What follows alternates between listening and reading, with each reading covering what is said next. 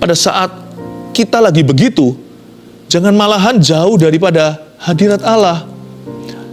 Doa itu bukan supaya kita feel good. Doa itu juga agar kita itu sedia payung sebelum hujan. Doa itu juga dalam konteksnya Yesus di Getsemani dengan murid-muridnya, kamu doa dulu, doa gitu. Tidak bisakah kamu doa 1 jam? Supaya kamu jangan jatuh dalam pencobaan. Doa itu juga mempersiapkan kita untuk masa-masa sulit di depan. Kalau Anda belum subscribe di channel ini, segera supaya Anda bisa mengikuti terus rema-rema dari Roh Kudus ya. Tetap optimis ya, sebab tidak ada jalan buntu dalam Yesus Kristus. Hari ini pesan gembala, pesan dari Tuhan adalah tentang jalan keluar permasalahan. Saya beri judul begini, setiap masalah pasti ada solusinya. Betul, judul ini sendiri bisa menjadi rema. Setiap masalah pasti ada solusinya. Buka Mazmur 73, ayat 21 sampai ayat 28, saya bacakan dulu. Ketika hatiku merasa pahit, dan buah pinggangku menusuk-nusuk rasanya, aku dungu dan tidak mengerti seperti hewan aku di dekatmu. Tetapi aku tetap di dekatmu. Engkau memegang tangan kananku. Dengan nasihatmu engkau menuntun aku. Dan kemudian engkau mengangkat aku ke dalam kemuliaan. Siapa gerangan ada padaku di sorga selain engkau? Selain engkau tidak ada yang kuingini di bumi. Sekalipun dagingku dan hatiku habis lenyap, gunung batuku dan bagianku tetaplah Allah selama-lamanya. Sebab sesungguhnya siapa yang jauh daripadamu akan binasa. Kau binasakan semua orang yang berzina dengan meninggalkan engkau. Tetapi aku suka dekat pada Allah. Aku menaruh tempat perlindunganku pada Tuhan Allah, supaya dapat menceritakan segala pekerjaannya. Kita mulai lagi dengan ayat 21 ya. Di sini Asaf, penulis Mazmur ini adalah Bani Asaf. Ketika hatiku merasa pahit dan buah pinggangku menusuk-nusuk rasanya, aku dungu dan tidak mengerti seperti hewan aku di dekatmu. Masalah itu beraneka ragam jenisnya. Tapi yang pasti masalah itu membuat hidup kita sakit. Kadang-kadang juga terbawa-bawa kita jadi sakit hati sama Tuhan. Kita juga menjadi kecewa dengan kehidupan. Atau kita sakit hati, kepahitan dengan seseorang. Biasanya dalam persoalan itu selalu ada yang dirugikan. Dan jikalau giliran kita yang dirugikan, kita nggak tahan. Hatiku terasa pahit, buah pinggang menusuk-nusuk rasanya. Seperti ditusuk-tusuk begitu. Tetapi juga ada jenis-jenis persoalan yang membuat kita bukan sakit, tapi membuat kita bingung. Loh, kenapa ini terjadi? Kenapa diizinkan oleh Tuhan? Aku dungu dan tidak mengerti. Seperti masa depan menjadi suram. Dan segala harapan menjadi buram. Semua yang kita rencanakan menjadi tidak pasti lagi. Tadi saya buka toko udah happy, pandemi. Lalu sekarang harus tutup, baru buka 1 bulan. Atau mungkin bahkan baru buka 1 minggu ya kan. Jadi nggak pasti. Jadi lain kali kita menjadi orang yang takut untuk bermimpi. Percuma gara-gara perkara yang terjadi itu tidak terduga, kita nggak mau lagi berencana. Aku dungu dan tidak mengerti. Ketidakpastian itu menyakitkan. When our heart, hati kita itu diserang dengan uncertainty atau ketidakpastian, kita merasa kita itu berada di bawah, kita ditembaki musuh dari atas, tapi kita nggak bisa melihat musuhnya, musuh di dalam selimut. Waduh, apalagi kalau kita mengalami pengkhianatan, kita dipermainkan. Wah, itu sakitnya luar biasa. Aku dungu dan tidak mengerti, seperti hewan aku di dekatmu. Ayat 21 dan 22 tadi itu semua bicara tentang perasaan atau emosi sang hamba Tuhan. Dalam hal ini Asaf, penulis Mazmur ini, penggubah lagu di dalam Alkitab. Dia curahkan hatinya dalam lagu gubahannya. Karena Mazmur itu kan nyanyian. Ayat 21 dan 22 bicara tentang feelingnya. Wah, feeling, nothing more than feeling. Tapi untungnya tidak berhenti di sana.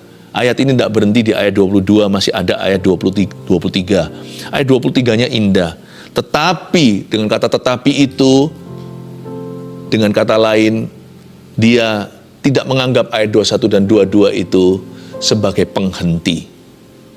Dengan kata tetapi, Asaf mau berkata kepada kita bahwa ada jalan keluarnya. Masih ada jalan lebih tinggi. Kita bisa naik banding ke Tuhan. Jangan izinkan hidupmu dan hatimu, pikiranmu dijajah oleh perasaan. Emosi kita itu tidak selalu tepat. Malah kalau kita terus hidup dari perasaan kita, lama-lama nanti kita tersesat. We ought to live by faith, not by our feeling. Kita harus hidup oleh iman, bukan oleh perasaan. Kita harus hidup dengan iman, bukan dengan emosi kita. Karena perasaan manusia itu sangat bisa menipu. Yang ditipu enggak tanggung-tanggung, yang ditipu adalah dirinya sendiri. Kadang kita merasa orang itu gimana, tapi waktu kita ketemu ternyata nggak apa-apa. Itu namanya asumsi. Emosi itu namanya prasangka. Kita merasa orang paling malang di dunia sampai kita ketemu dengan orang yang lebih malang dari kita. Kita berkata, wow, buat apa aku kemarin nangis seperti itu sampai mau bunuh diri segala, ternyata masih ada lebih parah dari aku, malah aku bisa tolong dia. Perasaan kita tidak terlalu objektif. Perasaan itu selalu subjektif. Tapi iman, ini iman yang Asaf di ayat 23. Tetapi aku bertekad, aku tetap di dekatmu. Engkau memegang tangan kananku. Even when I don't see you, I know you're there for me. Bahkan ketika aku tidak melihatmu, aku tidak merasakanmu. Aku tahu by knowledge alone. Aku tahu dari pengetahuanku akan firman dan pengenalanku akan Tuhan, bahwa Tuhan selalu ada di situ untuk aku. Dan Tuhan tidak pergi. Hanya karena seolah dia diam, bukan berarti dia tidak peduli. Tetapi aku akan tetap di dekatmu. Itu keputusan hati. Peduli amat emosi. A decision is a decision. Keputusan adalah sebuah keputusan. Aku memutuskan untuk tetap dekat Tuhan. Hanya dekat Allah saja aku tenang. Daripadanya lah keselamatanku, sebab dialah gunung batuku. Tetapi aku tetap di dekatmu. Engkau memegang tangan kananku. Setiap kali kita dengar kalimat seperti ini di Alkitab, engkau memegang tangan kananku, itu berarti Tuhan akan memberi kemenangan. Berarti akan ada solusi. Tapi untungnya Asaf tidak bergantung emosi. Makanya nantinya dia lihat solusi. Ayat 24 dulu ya. Dimulai dengan ini, solusinya dengan nasihatmu engkau menuntun aku. Isn't that wonderful? Dengan nasihat Tuhan menuntun kita. Tuhan gak menuntun kita itu dengan cara ngeroh tak jelas. Tuhan itu very sangat, nasihat Tuhan itu sangat mendarat. Very grounded. Berarti nasihat Tuhan itu gak jauh loh. Dan nasihat Tuhan tidak harus mahal. Malah seringkali solusi hidup kita yang pertama itu biasanya Tuhan berikan cuma-cuma. Nggak perlu bayar harga dan nggak perlu bayar siapa-siapa. Dengan nasihatmu engkau menuntun aku, kita aja harus bisa menemukan nasihat Tuhan itu ditaruh di mana, bahkan tidak disembunyikan. Tersembunyi karena kita nggak mau buka. Alkitab namanya. Alkitab ini for free di tanganmu. Andai kata ada yang belum punya Alkitab, tolong beritahu kami. Saya belum punya Alkitab. Nanti kami kirim. Dan banyak anak-anak Tuhan di mana-mana orang Kristen dengan senang hati akan memberimu for free. Hanya karena Alkitab itu free.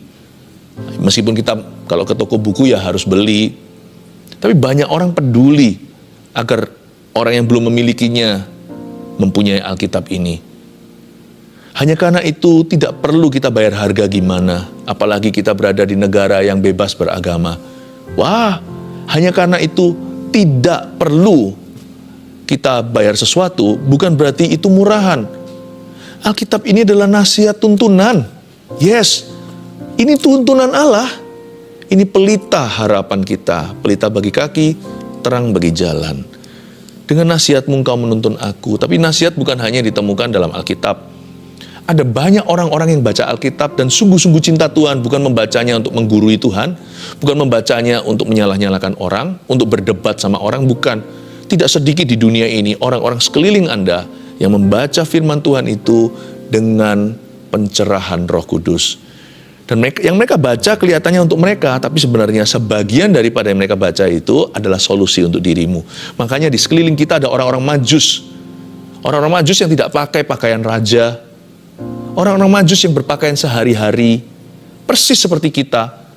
Tapi dalamnya itu hikmat Allah. Makanya kalau cari nasihat, harus cari orang-orang yang hidup dalam firman. Jangan cari orang-orang yang hidup di luar Tuhan. Itu namanya kita mendengarkan nasihat orang fasik, duduk bersama dengan pencemooh, berjalan di jalan orang berdosa. Yang kayak begitu, apapun yang kau perbuat akan salah. Bukannya berhasil dan menghasilkan buah, tidak layu daunnya. Tapi orang yang merenungkan firman Tuhan siang dan malam, ya seperti kita ini, mungkin kita sudah baca Alkitab sering, masih ada orang yang lebih sering kok, masih ada orang lebih lama kenal Tuhan. Kan kita nggak perlu tahu seluruh isi Alkitab, Tuhan itu juga memberikan kepada kita penuntun-penuntun sejati sekeliling kita. Kita aja harus seleksi, menerima penasehat dalam hidup ini. Jangan semua orang bisa bicara ke telinga kita, lalu semua diperhitungkan, semua dibawa dalam pikiran. Salah sendiri kalau stres dan mati. Saya pilih-pilih. Kita dengarkan Tuhan iya, tapi kita juga harus dengarkan orang, karena Tuhan juga bekerja lewat manusia. Tapi tidak sembarang manusia. Tuhan bekerja lewat manusia-manusia yang surrender to Him. Manusia, orang-orang yang berserah kepadanya, yang tunduk pada Allah. Dan itu juga penuntun. Di dalam mereka ada nasihat untuk hidupmu. Dan tidak perlu kita itu bayar harga apa-apa kadang-kadang. Mereka bersedia melayani. Lalu dengan nasihat, setelah dikatakan dengan nasihatmu engkau menuntun aku. Jangan lupa nasihatmu, semua itu akhirnya yang punya adalah Tuhan. Every good advice comes from the Lord. Kalau saya hari ini, di saat teduh bersama, saya bisa memberi Anda nasihat dan selalu jadi jawaban. Atau menjadi rema dalam kehidupan Anda, menjadi pegangan. Itu bukan dari saya.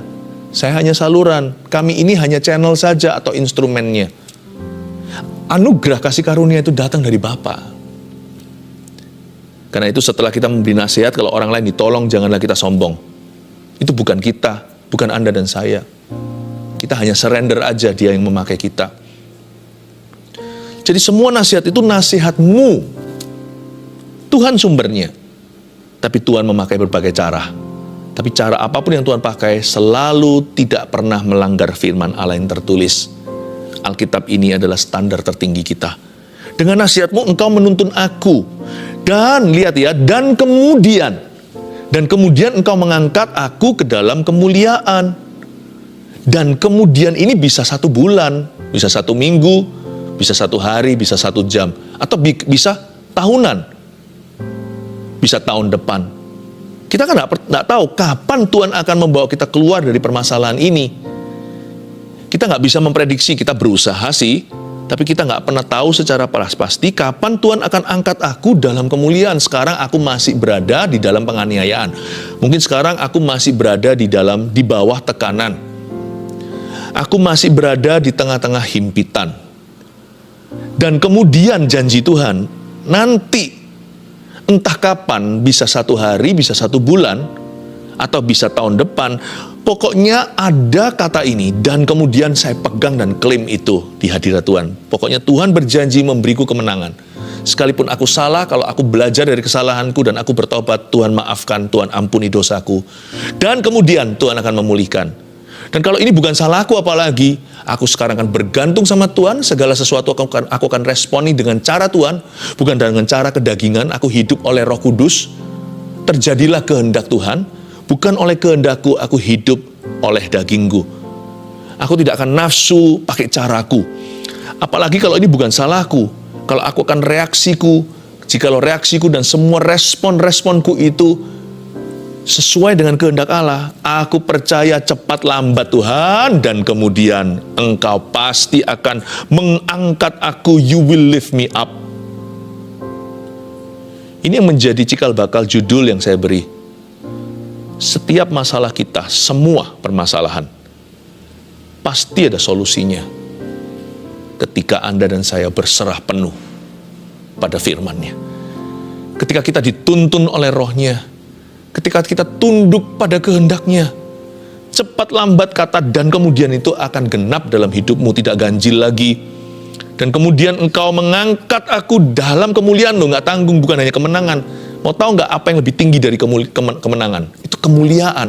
Kalau kemenangan hanya menang doang atau menang saja. Kemuliaan itu bisa jadi kekuatan buat orang. Bisa menjadi contoh teladan, bisa menjadi kesaksian hidup. Bukan berhenti sampai dirimu Anda keluar dari masalah dengan gilang gemilang, tapi sampai atau hingga pemakaian Tuhan. Wow, saya nggak mau sekedar menang. Saya mau jadi lebih dari pemenang. Bedanya apa? Menang biasa dengan lebih dari pemenang. Menang biasa namanya pas-pasan. Lebih dari pemenang itu berarti menangnya jauh, musuh nggak bisa kejar.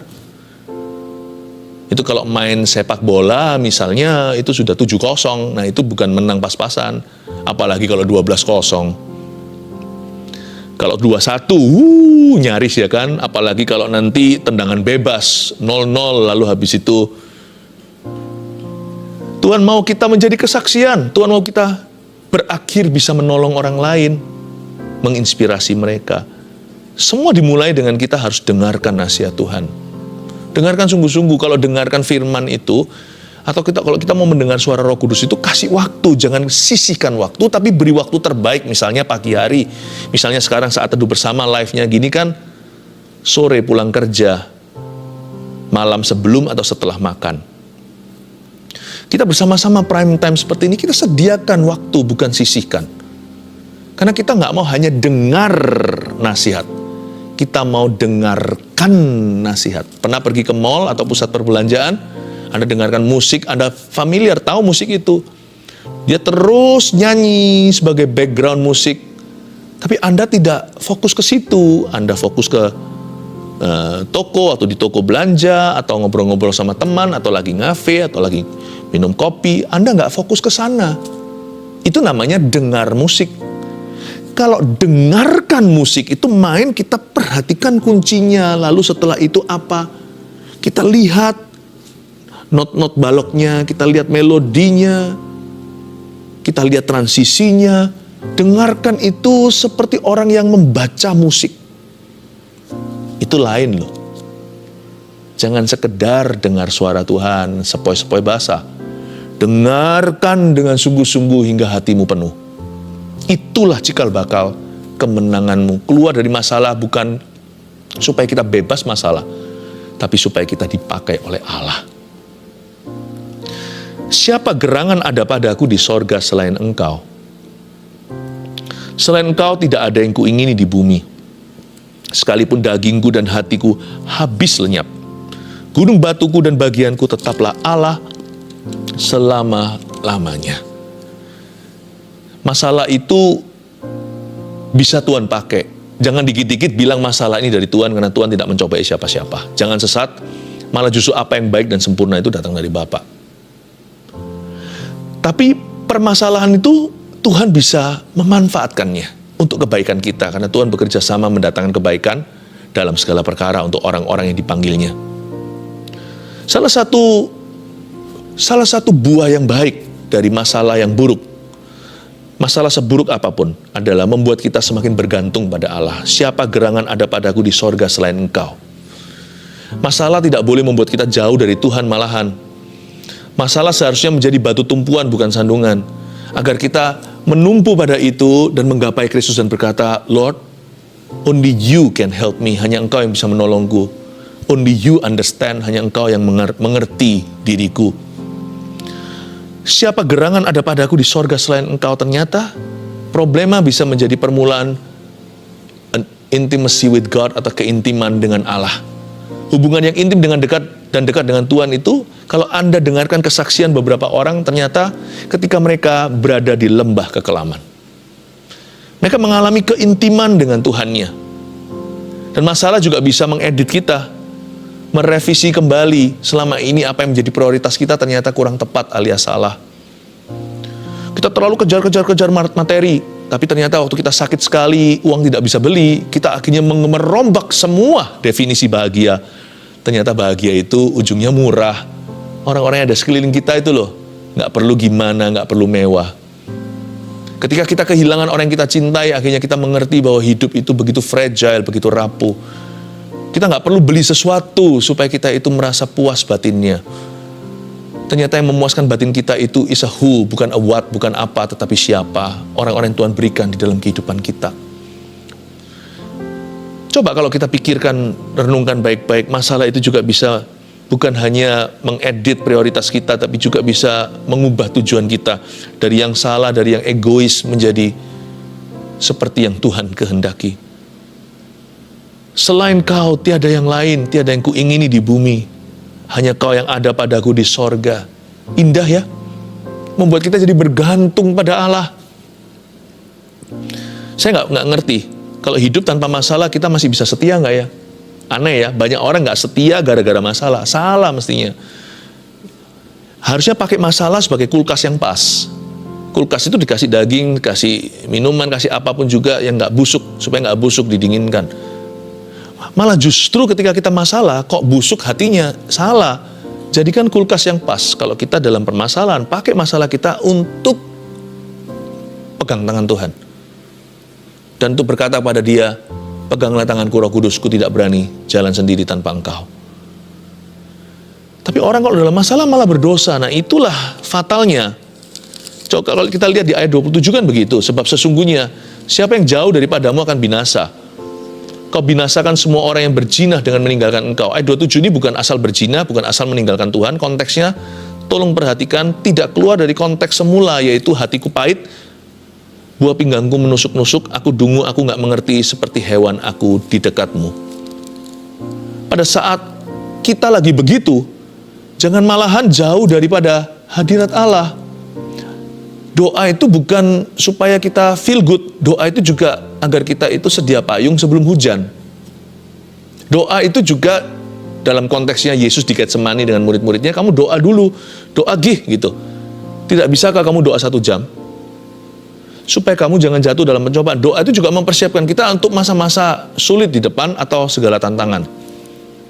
Kok malah justru ketika kita itu dirudung masalah, ketika kita mengalami problema, malah justru mundur dari Tuhan dan mengalami kematian kerohanian. Kau binasakan semua orang yang berzina dengan meninggalkan Engkau. Dengan kata lain, Tuhan gak suka kita gitu. Kalau setia sama Tuhan tuh segala musim. Jangan sama Tuhan tuh cuma mau suka, tapi juga duka. Dalam suka dan duka. Kita ini tubuh Kristus. Udah kawin sama Kristus. Kita ini mempelai wanita, Kristus mempelai pria. Udah ada pernikahan anak domba. Ikut Tuhan tuh gak boleh setengah, gak boleh pas-pasan, gak boleh tanggung. Saya nggak bisa bayangkan kalau hidup tanpa masalah masih nggak kita setia ya. Jadi masalah itu tidak perlu diundang dan terus terang saya juga nggak senang. Tapi kalau datang, saya akan berjabat tangan dan berkata, I'm gonna use you. Aku akan memakaimu untuk menggapai Tuhanku. Tuhan itu baik. Saya bisa merasakan waktu saya nyampaikan firman ini, ada kasih Tuhan mengalir dalam kehidupan Anda yang mendengarkan. Tuhan itu baik. Ayat 28. Tetapi aku, sekali lagi Asaf menutup Mamsal ini dengan ayat demikian, aku suka dekat pada Allah. Jangan hanya sekedar cinta atau mengasihi Tuhan. Kita harus suka sama Tuhan. Suka sama Tuhan. Ya aku cinta keluarga aku, tapi aku lebih suka untuk hang out dengan teman-teman. Aku sih cinta mengasihi Tuhan, tapi kalau untuk baca Alkitab aku nggak suka. Itu aku baca Alkitab, baca firman itu karena terpaksa, bukan terpaksa lah, karena disiplin. Tapi hobiku main game. Bolehlah hobi main game asal ada pengendalian diri. Tapi sebenarnya terus terang ya, Alkitab bagi saya juga hobi loh. Saya juga senang sekali, suka membaca ini, suka nyanyi-nyanyi, menyembah Tuhan daripada karaoke yang nggak jelas di luar sana. Mendingan saya karaoke di dalam hadirat Allah. Tuhan yang dengarkan, Tuhan gak pernah keberatan. Tapi aku suka dekat pada Allah. Aku menaruh tempat perlindunganku pada Tuhan Allah. Lihat ini, kalau orang itu bisa suka sama Tuhan waktu dia duka, dia juga akan bisa suka sama Tuhan waktu dia suka. Belajar untuk tetap Tuhan jadi tempat pilihan kita utama dan pertama. Apa-apa pokoknya larinya ke Tuhan Yesus. Anda bisa lihat ya, anak kecil itu kalau suka sama mamanya, dia takut, dia lari ke mamanya. Kalau sakit dia bilang, mama, masih kecil kan? Kalau kita suka sama satu orang, suka duka orang itu yang kita cari. Makanya pemazmur berkata gini, aku suka dekat pada Allah, makanya aku menaruh tempat perlindunganku pada Tuhan Allah. Waktu masalah baru mengetuk pintu, aku buka, halo, masalah menyapa saya, dan saya langsung lari kepada Bapa. Bukan lari dari masalah, lari kepada, bukan dari. Masalah jangan dilariin, lari kepada Bapa. Aku menaruh tempat perlindunganku pada Tuhan Allah, supaya dapat menceritakan segala pekerjaannya. Karena dia tahu waktu dia lari ke Bapa hanya ada satu solusi nanti yang terjadi. Apapun solusinya, ujungnya kelihatan. Dia akan menceritakan perbuatan Allah suatu hari nanti, suatu hari kelak. Apapun yang ku alami sekarang, asal sekarang aku larinya ke Tuhan ya, bukan ke setan, bukan lari ke kekuatan manusia, membuat semua jadi rumit. Kita ini kan paling bakat membuat komplikasi persoalan sendiri. Supaya dapat menceritakan segala pekerjaannya, berarti saya tahu ujungnya. Di dalam Kristus, my greatest test shall be my greatest testimony. Ujian iman saya terbesar nanti akan menjadi kesaksian hidup saya terbesar pula. Jadi kalau kasih ujian kecil, ya sudah, siap-siap untuk menjadi kesaksian kecil nanti. Ujian besar, ya jadi kesaksian besar. Besar kecil, serahkan ke Tuhan. Supaya dapat menceritakan segala pekerjaannya kepada generasi berikutnya, atau kepada orang berikutnya yang nanti Anda tolong lewat kesaksian hidupmu. Saya kasih review, summary, kesimpulan dari yang kita pelajari. Setiap masalah pasti ada solusinya. Yang pertama, jangan ikuti perasaan hati atau emosi jika mau lihat solusi. Karena kita itu dipanggil untuk hidup dari iman, bukan hidup dari perasaan. Hidup oleh kebenaran, bukan oleh pemikiranmu sendiri atau hikmat manusia. Percayalah kepada Tuhan dan jangan bersandar pada pengertianmu sendiri. I live by faith and by the truth of God. Saya hidup dengan iman, saya hidup oleh iman dan oleh firman Tuhan. Manusia hidup bukan dari roti saja, apalagi dari perasaannya, tapi dari setiap firman yang keluar dari mulut Allah. Nah, ayat yang pertama ini tadi yang kita sudah tuliskan, juga di dalamnya tercakup sebuah hikmat begini. Kalau lagi emosi ya, jangan buat keputusan. Biasanya orang kalau lagi emosional, decision atau keputusannya itu biasanya buruk. Jangan membuat keputusan yang berdampak panjang atas kondisi keadaan yang sementara sekarang. Jangan sampai kita itu membuat keputusan yang long term. Ya, keputusan yang sampai nanti akan terus mempengaruhi hidup kita. Tapi keputusan itu dibuat secara emosional ketika kita terpengaruh oleh keadaan yang sementara ini.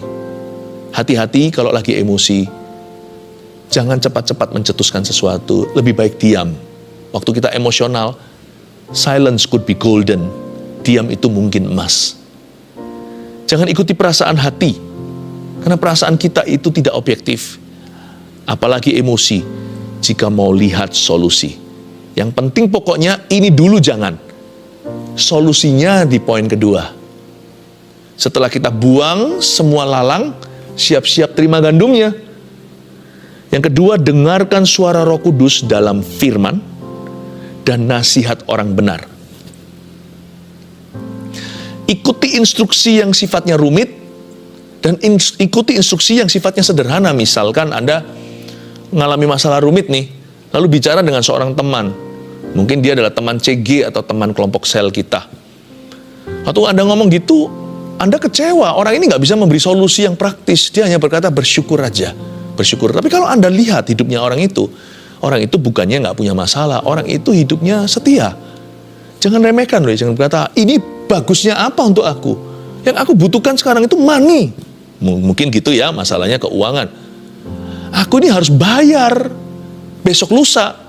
Kok disuruh bersyukur saja? Meskipun itu bukan solusi praktisnya, tapi ada nasihat yang itu ada sebuah nasihat yang benar dan kedengarannya terlalu sederhana. Tetap lakukan karena itu adalah clue pertama sebelum nanti akan Tuhan bukakan clue selanjutnya. Clue selanjutnya mungkin bukan orang CG, akan terjadi di marketplace atau di tempat kerja Anda. Setelah Anda bersyukur, wajah Anda ceria, tiba-tiba entah gimana, Anda terkonek dengan seseorang, ada yang sangat suka dengan kepribadian Anda. Lalu terjalin hubungan dan akhirnya berkata, sudah aku akuisisi aja. Saya aja yang bantu kamu kerja untuk aku. Toh aku ini punya modal, gak ada orang yang bisa aku percaya, keluarga aku sendiri pun belum ada satupun bisa aku percaya, tapi saya tahu Anda ini gimana. Lalu akhirnya ternyata menjadi jalan keluar problema Anda. 2 hari lagi Anda tidak pernah ngerti loh, mujizat itu bisa terjadi dari tempat yang tak terduga. Mungkin sesuatu yang sifatnya too simple. Tapi kalau yang simple itu dari Yesus, itu 5 roti 2 ikan sebelum 5.000 orang makan, jangan pernah remehkan. Ikuti tuh instruksi yang rumit, yang susah diikuti kalau Tuhan yang suruh. Termasuk yang gampang yang kita akhirnya berkata, apa iya? Dengarkan suara Roh Kudus yang ditemukan dalam firman Allah, yaitu Alkitab. Dan dengarkan firman Roh Kudus, dengarkan suara Roh Kudus dalam nasihat orang-orang benar dan takut akan Allah. 3. Beriman percaya bahwa masalah ini akan menjadi kesaksian nanti. Beriman dulu, beriman percaya. Karena iman itu jalan ke satu solusi sesungguhnya. Tanpa iman kita nggak bisa senangan Tuhan. Iman itu jalan masuk kasih karunia Roma 5. Berarti faith is always the first solution before all the other solutions. Sebelum solusi lain dibukakan sama Tuhan, kunci-kuncinya itu ada setiap kamar, gudang, semuanya. Tapi kunci masternya, kunci utamanya itu selalu iman. Pintu pertama yang harus dibuka adalah pintu hati untuk percaya. Iman itu selalu solusi nomor 1, tapi bukan solusi satu-satunya. Nanti akan ada divine koneksi atau koneksi ilahi. Nanti akan ada ini, itu, ada hal-hal praktis yang terjadi yang Tuhan izinkan untuk menolong Anda. Beberapa kelihatan disengaja, beberapa lagi karena Tuhan gerakkan Anda untuk usahakan, beberapa lagi itu seperti too good to be true, sesuatu yang gak masuk akal tapi terjadi pula. Beberapa lagi itu sama sekali diberikan cuma-cuma, itu benar-benar bukan karena usaha Anda. Beberapa lagi itu tidak Anda duga, yang di luar mata pernah lihat, telinga pernah dengar, tidak pernah dipikirkan oleh otak kita. Tapi kalau Anda buka iman dulu, many things start happening. Banyak hal mulai kejadian. Karena itu berimanlah dan percaya bahwa masalah ini, katakan pada dirimu sendiri, speak to your soul, bicara sama jiwanya. Hai jiwaku, pujilah Tuhan, aku tahu masalah ini nanti akan jadi kesaksian. Bilang sama diri sendiri, masalahku ini akan menjadi kesaksianku cepat lambat nanti. Kalau Anda bisa katakan itu, imanmu bangkit, sesuatu akan terjadi. Setiap masalah pasti ada solusinya. Yang pertama, jangan ikuti perasaan hati dan emosi jika mau lihat solusi. Yang pertama dulu itu. Kedua, dengarkan suara Roh Kudus dalam firman dan nasihat orang benar, mulai menimba apa yang dari Tuhan. 3, beriman percaya bahwa masalah ini akan atau pasti menjadi kesaksian di kemudian hari. Amin. 1 Petrus 4 ayat 7. Kesudahan segala sesuatu sudah dekat. Karena itu, kuasailah dirimu dan jadilah tenang, supaya kamu dapat berdoa. Saudara yang terkasih, terima kasih telah mendengarkan firman Tuhan hari ini. Jangan lupa untuk dukung terus channel ini dengan cara subscribe, like, share, dan juga komen, agar saudara kita yang lain juga boleh terberkati. Tuhan Yesus memberkati kita.